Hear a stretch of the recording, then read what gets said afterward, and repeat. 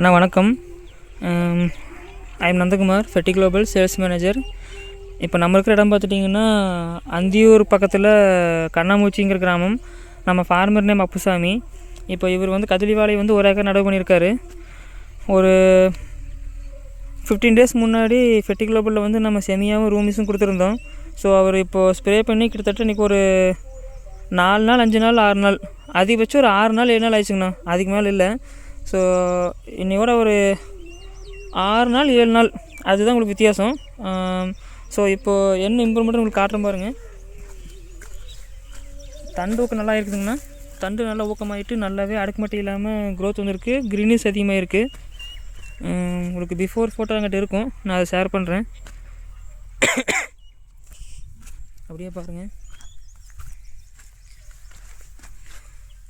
இது வந்து முட்டி கண்ணுங்கண்ணா, முட்டியாக போட்டது. ஸோ மட்டைக்கு எவ்வளோ இடைவெளி அதிகமாக இருக்குது, ப்ளஸ்ஸு வாழையோடைய இலையோட அகலமும் அதிகமாக இருக்குது. க்ரீனிஸ் நல்லா இம்ப்ரூவ்மெண்ட் ஆகிருக்குங்கண்ணா. வாழை வந்துட்டு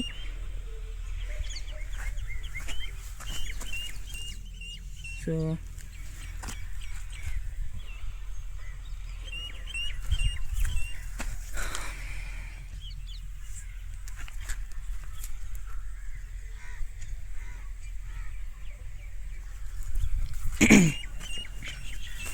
ஒவ்வொரு வாழைக்கு இடையிலே நல்ல க்ரீனிஸ் அதிகமாக இருக்குது. பிளான்ட் நல்லா க்ரோத் ஆகிட்டு இருக்குதுங்கண்ணா. கால்சியம் போரான் டெஃபிஷியன்சி இருக்குது. ஸோ அதை கூடிய சீக்கிரம் அதுக்கான ஸ்ப்ரேயிங் கொடுத்து அதையும் அரெஸ்ட் பண்ணிடலாம்.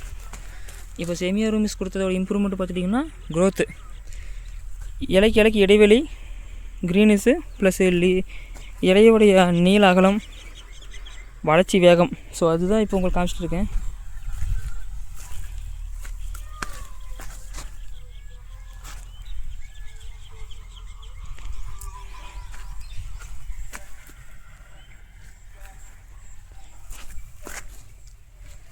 எல்லா வாழையுமே க்ரோத் ரொம்ப அருமையாக இருக்குங்கண்ணா.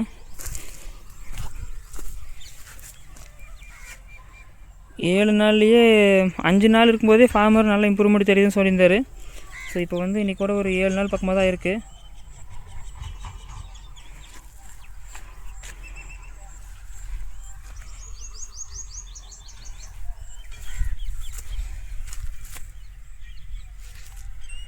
வாங்கண்ணா.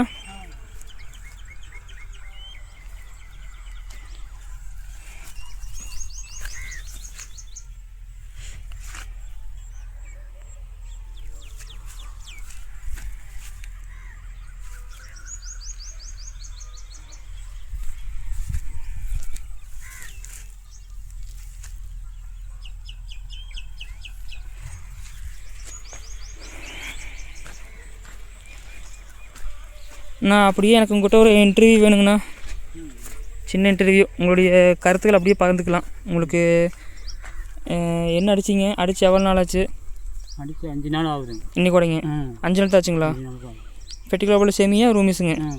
செமியா ரூமிஸ் ஓகே. பவுட்ரு 3 அடிச்சிக்கிங்க.